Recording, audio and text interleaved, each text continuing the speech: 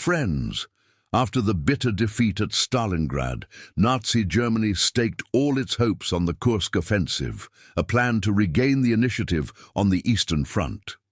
But unlike previous times, this time the Soviet Red Army was no longer a fledgling force. They had learned from the past, completely reorganized and prepared carefully for the battle considered the largest tank confrontation in human history. In this part 2, we will explore the core German forces participating in the campaign, how the deep defense strategies were built on the land of Kursk, the brilliant coordination between Zhukov, Rokossovsky, and the Red Army commanders. What did all the workers, civilians and soldiers of the Soviet Union do to prepare for this fateful battle? Soviet Union turned Kursk into a steel fortress and repelled the Wehrmacht's final attack in the east.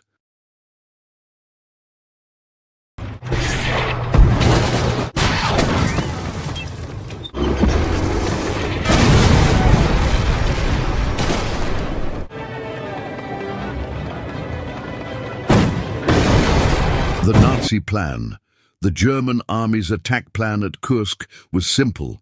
From the north and south of the Kursk Arc, concentrate strong tank corps in the Oryol and Belgorod areas, launch a concentric attack from both sides to the confluence at the city of Kursk, cut off the Kursk salient, encircle and destroy about 8 to 10 Soviet armies defending in that salient. The second step, continue the attack to the east, push the Soviet army back to the left bank of the Don, restore the situation on the upper Don, as in the late summer of 1942. The total depth of the operation was only 50 kilometers to the north and 85 kilometers to the south. In 1940-1942, German tank corps could cover this distance in just 1 to 2 days. In this battle, the Germans applied their favorite tactic throughout the war.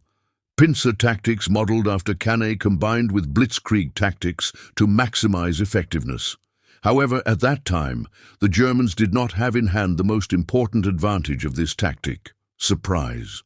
Indeed, the Soviet Red Army quickly realized that Kursk was the obvious next target for the Nazis. Although they agreed on the purely military aspects, some German generals had doubts about the necessity of the operation. Surprisingly, the person who questioned Hitler the most was General Heinz Guderian, the Inspector General of German Panzer Forces. On 8 May, Guderian told Hitler, "Is it really necessary for us to attack Kursk and concentrate on the Eastern Front this year? Does anyone in the world know where Kursk is? The whole world does not care whether we take Kursk or not. So what is the reason for us to attack Kursk and, moreover, attack on the entire Eastern Front this year?" Hitler had an even more surprising answer. "I understand. It is precisely these things that make me very impatient." However, the German defense industry, despite pushing monthly production to 1955 tanks, still did not have enough tanks to supply the front. On 10th of May, Hitler ordered the offensive to be delayed until 250 old PSD-3 tanks were scrapped and replaced immediately with 324 Tiger Eyes. On the other hand, the slow delivery of tanks to the front, due to the overloaded railways and the constant attacks by Soviet partisans, forced the German High Command to postpone the start of the operation for the second time between 19 and 26 May. Commenting on the German army's repeated postponements of the attack, Field Marshal Erich von Manstein called it fatal indecision. It was not until 3rd July that Adolf Hitler issued Daily Order No. 6. "I order that, weather permitting, the first major offensive of the year against the Russians will be launched in the coming days. You are about to take part in attacks whose outcome will have a decisive impact on the course of the war. Your victory will convince the world more than ever that all resistance to the German army is ultimately futile."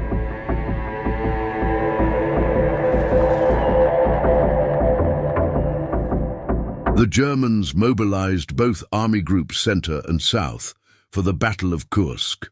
The right wing of Army Group Center in the north was reinforced by the forces of the Ninth Army, which had just withdrawn from the Zhevvyazma salient.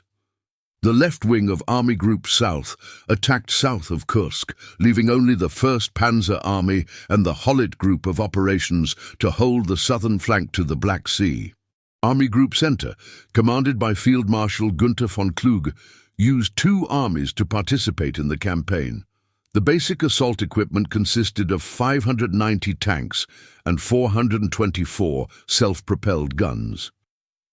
The 2nd Panzer Army, commanded by Generals Heinrich Klössner and Walter Model, from 15 July, with the Army Group headquarters at Oreil. Its staff included General Helmuth Weidling's 41st Panzer Corps, consisting of the 2nd and 18th Panzer Divisions, the 86th and 292nd Infantry Divisions.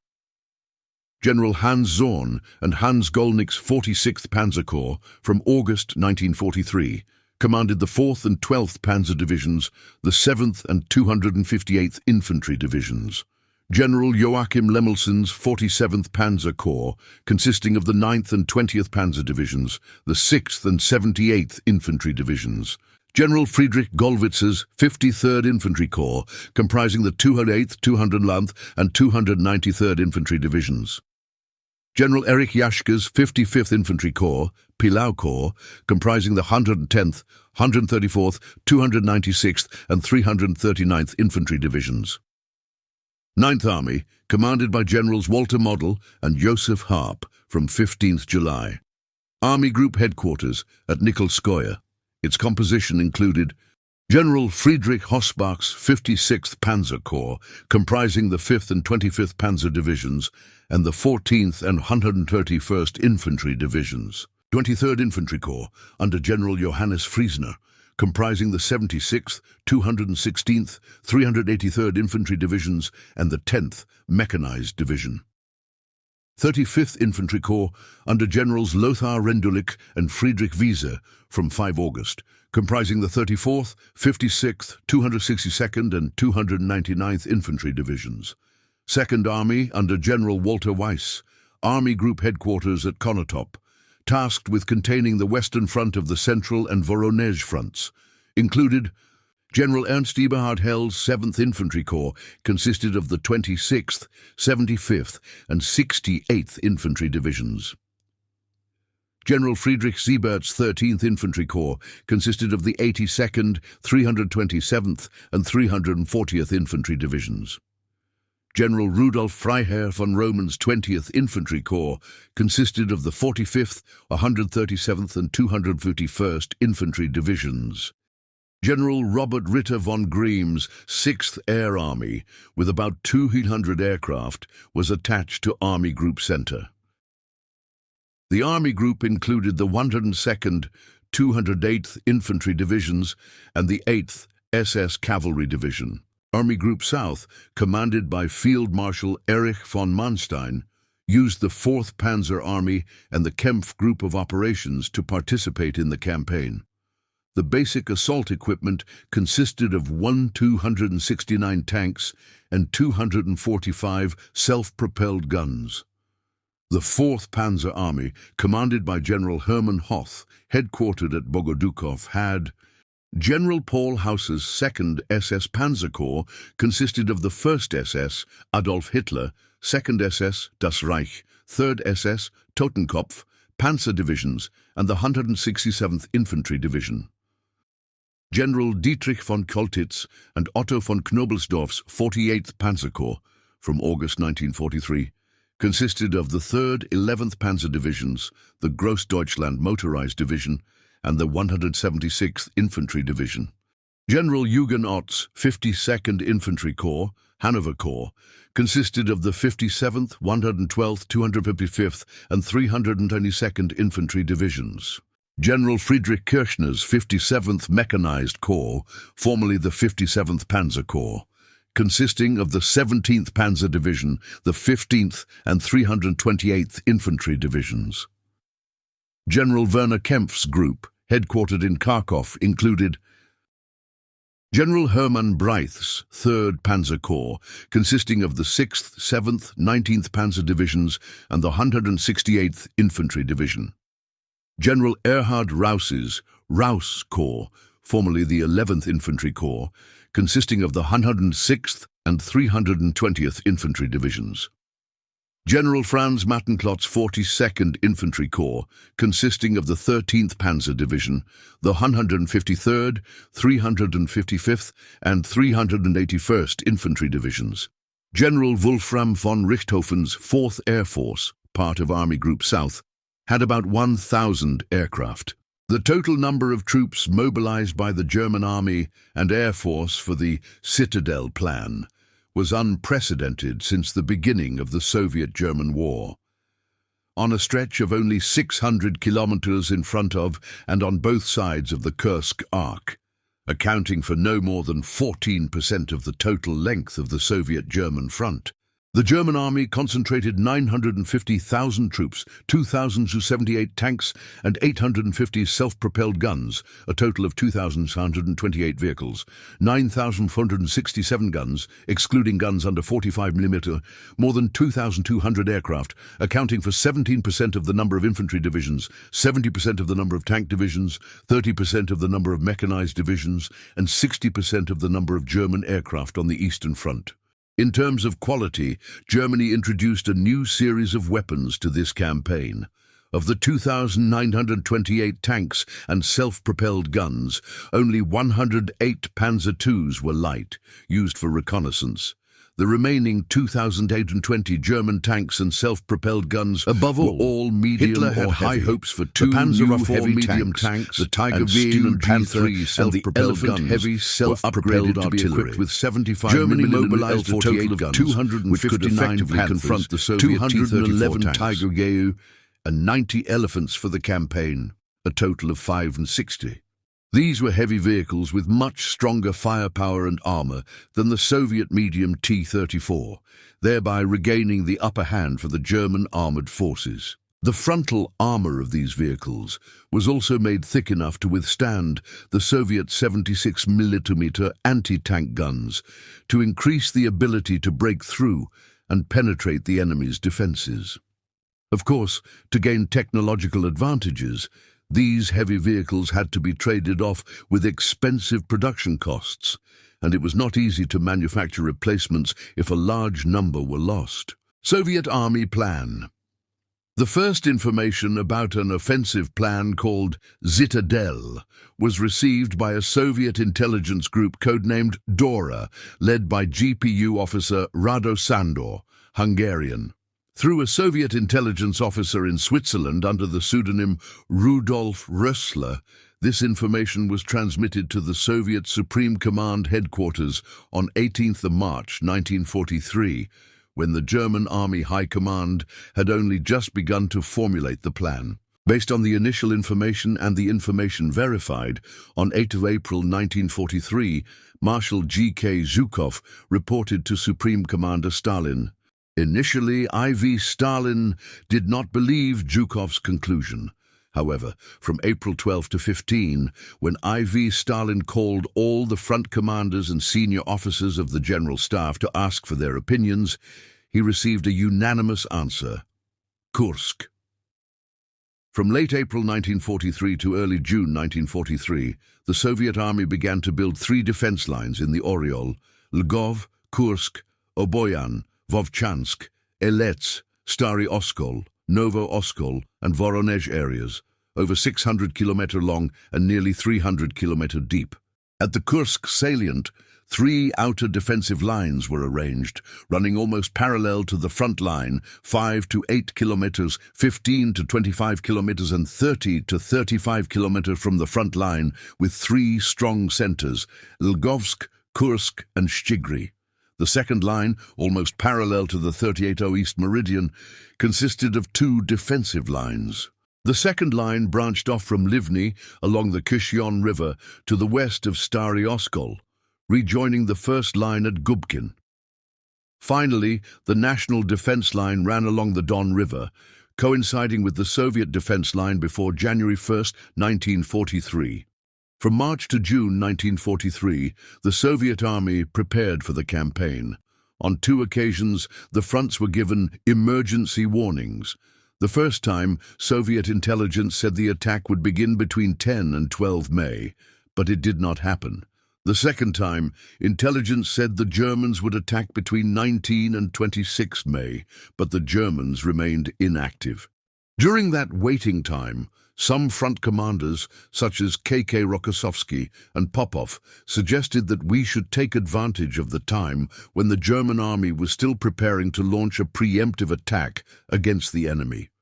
Contrary to those opinions, the key leaders of the Soviet Supreme Command headquarters all felt that it was best to launch a defensive campaign, wearing down the German tank armies on the defensive lines. After the German attack weakened and was forced to stop then, with abundant reserve forces in hand, the Soviet army would immediately launch a counterattack without needing to pause the campaign. Ironically, the Germans delayed the attack to increase their numbers. But this gave the Red Army 3 precious months to prepare for the battle, and as a result, the Kursk area became one of the most heavily fortified areas in the history of warfare. The Central Front and the Voronezh Front would be the 2 units facing the German fascist attacks. With the newly built-up reserve forces of up to 10 army groups, the Soviet Supreme Command headquarters built a new reserve front, from July 9 changed to Steppe Front, and deployed it on the National Strategic Defense Line over 300 km long, 150 to 300 kilometers east of the Kursk Arc as strategic reserve units. In addition, more than 1 million mines were buried densely by Soviet soldiers and people along a total length of defensive trenches of up to 5,000 kilometers. The total number of Soviet troops participating in the war was 1.3 million people, 3,600 tanks, 20,000 mortars, and 2,592 aircraft. Accounting for 26% of the troops and mortars, 35% of the aircraft, and 46% of the armored tanks of the Soviet Red Army. Logistics were also much more carefully prepared than in previous campaigns. Each Soviet division was assigned a medical battalion with 2 field hospitals and dozens of surgical stations. Ammunition of all kinds was accumulated from 10 to 15 bases. Howitzer shells and tank shells alone reached 18 bases. Fuel for tank units was guaranteed at 20 bases. By July 1943, the Soviet army had an overall advantage over the Nazi army on the entire Soviet-German front. In the Kursk Arc alone, the Soviet army had an advantage of 1.41 in men, 1.9.1 in artillery and mortars, 1.3.1 in tanks, and 1.6.1 in aircraft. The density of Soviet anti-tank guns on the front lines was also higher than in any previous defensive campaign. In Ponyri on the Oryol, Kursk direction, an artillery corps from the reserve forces of the general headquarters was deployed with more than 700 guns, reaching a density of 92 anti-tank guns per 1 ton-kilometers of front. In the Belgorod, Kursk direction, this density also reached 30 anti-tank guns per 1 kilometer of front. Regarding tanks, in addition to the widely used T-34 medium tank, each Soviet tank corps had 1 to 2 battalions equipped with IS-1 heavy tanks, with capabilities not inferior to the German Tiger I tank.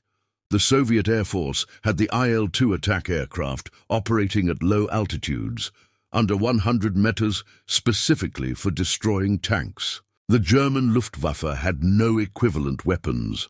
All these factors made the Soviet Supreme Command headquarters confident in its determination to launch a defensive counterattack campaign. Forces.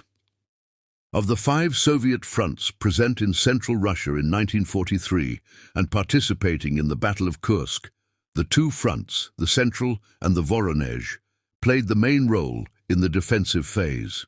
The left wing of the Bryansk Front and the right wing of the Southwestern Front, together with the entire Steppe Front, took part in the counter-offensive phase.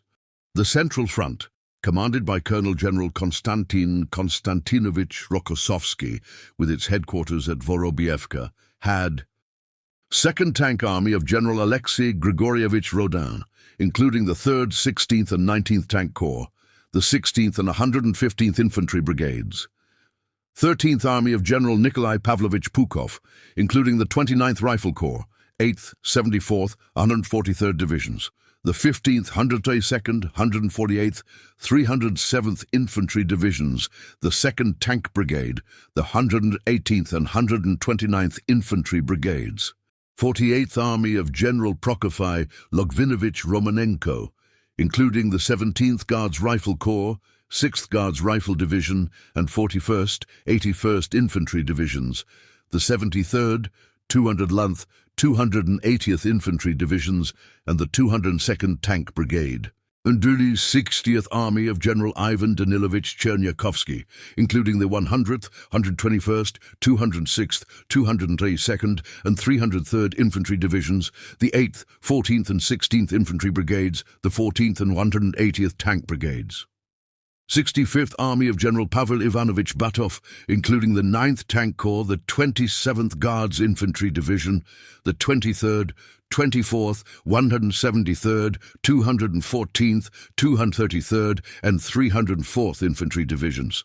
70th Army of General I.B. Galinin, including the 102nd, 106th, 140th, 162nd, 175th, 181st Infantry Divisions and the 27th Tank Brigade. 16th Air Army of General Sergei Ignatovich Rudenko, including the 2nd Fighter Division, including the regiments 223, 285, the 220th and 283rd Attack Divisions, the 228th Bomber Division, the 271st Night Bomber Division, and the 16th Transport Division. Number of tanks equipped: 135 T-60, 239 T-70, 841 T-34, 85 M3 Lee, 9 M3 Stuart, 38 M4 Sherman, 19 Valentine Matilda, 75 KV-1. Number of self-propelled guns equipped: 44 Su-76, 47 Su-122, and 24 Su-152. Voronezh Front commanded by General Nikolai Fyodorovich Vatutin, with headquarters located at Vobrishevo, 20 km east of Oboyan. Included: 1st Tank Army of General Mikhail Yefimovich Katukov, including the 5th Guards Tank Corps, the 6th and 31st Tank Corps, and the 3rd Mechanized Corps. 6th Guards Army, under General Ivan Mikhailovich Chistyakov, consisting of the 22nd and 23rd Guards Rifle Corps.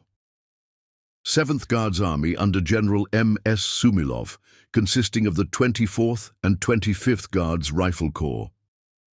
38th Army under General Nikander Evlampievich Chibisov, consisting of the 167th, 181st, 204th, 282nd, 240th, 340th Rifle Divisions and the 192nd Tank Brigade. 40th Army under General Kirill Semyonovich Moskalenko, consisting of the 161st, 184th, 206th, 219th, 237th, 309th Rifle Divisions and the 86th Tank Brigade. General Vasily Dmitrievich Kryuchenkin's 69th Army included the 2nd Guards Tank Corps, the 31st, 183rd, 390th, 270th Infantry Divisions, the 1st and 37th Airborne Divisions, and the 173rd Anti-Tank Artillery Brigade. 35th Guards Infantry Corps. General Stepan Akimovich Krasovsky's 2nd Air Army included the 5th and 10th Fighter Divisions, the 202nd and 208th Attack Divisions, the 227th and 291st Bomber Divisions, the 372nd and 385th Night Bomber Divisions, and the 50th and 66th Reconnaissance and Communications Divisions. The Steppe Front, commanded by General Ivan Stepanovich Konev, headquartered in Voronezh, included the 5th Guards Tank Army of General Pavel Alexeyevich Rotmistrov, consisting of the 18th and 29th Guards Tank Corps, the 10th Tank Corps, and the 5th Guards Mechanized Corps. The 5th Guards Army of General Alexei Semenovich Jadov, consisting of the 2nd Tank Corps and the 32nd and 33rd Guards Infantry Corps. The 27th Army of General Sergei Georgievich Trofimenko, consisting of the 3rd Guards Cavalry Corps, The 47th Infantry Corps, including the 38th, 136th, 180th Divisions, and the 206th, 309th, and 337th Separate Infantry Divisions. The 46th Army of General V.V. Glagoliev included the 4th Guards Tank Corps, the 6th Guards Rifle Corps, 20th Guards Rifle Division, 152nd, 353rd Rifle Divisions, and the 34th Rifle Corps, 195th, 236th, 394th Rifle Divisions. The 53rd Army of General Ivan Mefodievich Managarov included the 7th Guards Cavalry Corps, the 48th Rifle Corps, 14th Guards Rifle Division, 252nd, 299th Rifle Divisions, the 75th Rifle Corps, 116th, 213th, 233rd Rifle Divisions, and the 63rd, 122nd Rifle Brigades. 1st Guards, Mechanized Corps of General I.N. Rusyanov. 5th Guards Cavalry Corps of General Alexei Gordeevich Selivanov, including the 11th and 12th Don Cossack Cavalry Divisions and the 63rd Infantry Division. 5th Air Army of General Sergei Kondratyevich Goryunov, including the 1st Guards Fighter Division, the 293rd Fighter Division, the 203rd, 205th, and 266th Attack Divisions, the 292nd and 294th Day Bomber Divisions, the 302nd, 304th, 312th Night Bomber Divisions, the 511th, 714th Long-Range Bomber Divisions, the 18th Transport Division, the 85th Reconnaissance Regiment, the 1001st, 1561st, and 1562nd Air Defense Regiments. And by number of tanks equipped, 46 T-60, 308 T-70, 1012 T-34, 65 M3 Lee, 68 M3 Stuart, 21 Valentine MiG-2, 18 Matilda MiG-3, 42 Churchill MiG-4, 23 KV-1. Number of self-propelled guns equipped, 18 Su-76, 24 Su-122, and 12 Su-152. The Bryansk Front, commanded by General Markian Mikhailovich Popov, participated in the counter-offensive phase and included the 3rd Army of General Alexander Vasilievich Gorbatov, including the 25th, 41st, and 42nd Infantry Corps. The 61st Army of General Pavel Alexeyevich Belov consisted of the 9th Guards Rifle Corps, the 2nd Guards Cavalry Corps, and the 89th Rifle Corps. The 63rd Army of General B.I. Morozov consisted of the 35th, 40th, and 53rd Rifle Corps. The 3rd Guards Tank Army of General Pavel Semyonovich Rybalko consisted of the 6th and 7th Guards Tank Corps, the 7th Guards Mechanized Corps, and the 91st Tank Brigade. The 15th Air Army of General N.F. Naumenko consisted of the 225th Fighter Division, the 284th and 286th Attack Divisions, the 32nd Reconnaissance and Transport Division, the 778th Bomber Division, the 876th, 877th and 879th Long-Range Bomber Divisions.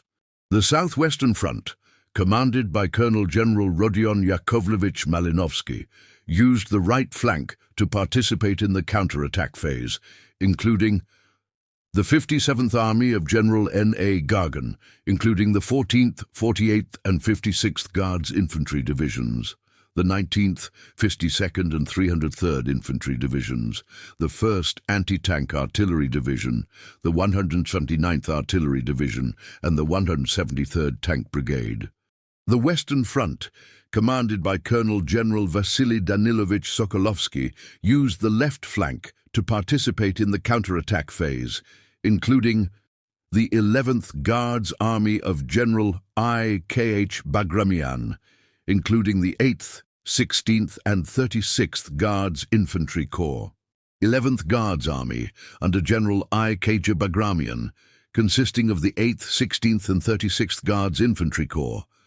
50th Army under General Ivan Vasilievich Boldin, consisting of the 46th Infantry Corps, 238th, 369th, 380th Divisions, the 108th, 110th, 324th, 413th Infantry Divisions, the 233rd Tank Brigade, the 21st and 43rd Mechanized Brigades. 4th Tank Army under General Vasily Mikhailovich Badanov, consisting of the 11th, 30th Tank Corps and the 6th Guards Mechanized Corps. The total number of combat vehicles mobilized by the Soviet Union was 4,138, including 4,679 tanks and 259 self-propelled guns. Although the number was nearly double that of the German army, the Soviet vehicles were mainly lighter. Specifically, over 30% of the Soviet tanks and self-propelled guns, about 1,500 vehicles, were light types such as T-60, T-70. These vehicles had weak firepower and thin armor, almost incapable of fighting against German medium tanks, so they were often only used for reconnaissance. About 65% of the Soviet tanks and self-propelled guns, about 3,200 vehicles, were medium types. Of these, about 2,800 were T-34s and Su-76 self-propelled guns, which could fight well against medium tanks such as the Panzer III and Panzer IV, but were still completely outclassed by new German heavy tanks such as the Panther and Tiger I in terms of firepower and armor. The remaining 400 medium vehicles were those aided by the US and Britain, such as the M3 Lee, M3 Stuart, Valentine Mackay II, Churchill Mackay IV. But in general, these tanks had less firepower and armor than the T-34 and Panzer IV. Regarding tanks and heavy self-propelled artillery, the Soviet Union had only 225, only about 5% of the total number of vehicles, including about 190 tanks of the KV-1, IS-1 types and 36 Su-152 self-propelled artillery. Meanwhile, the German army mobilized about 560 heavy vehicles, Panther, Tiger the Found and Ferdinand. Regarding heavy vehicles, Germany had 2.5 times more than the Soviet Union.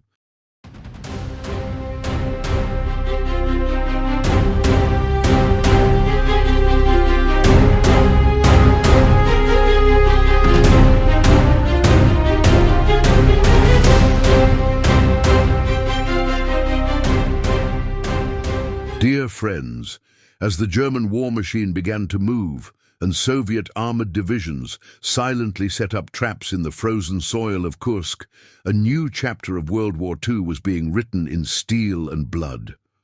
Both sides understood clearly.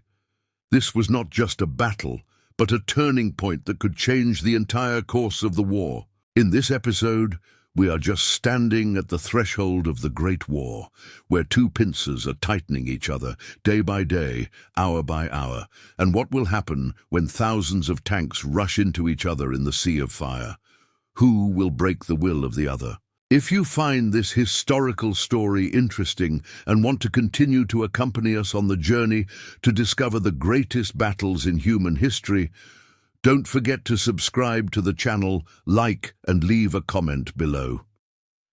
See you in the next episode of the Battle of Kursk. Best regards.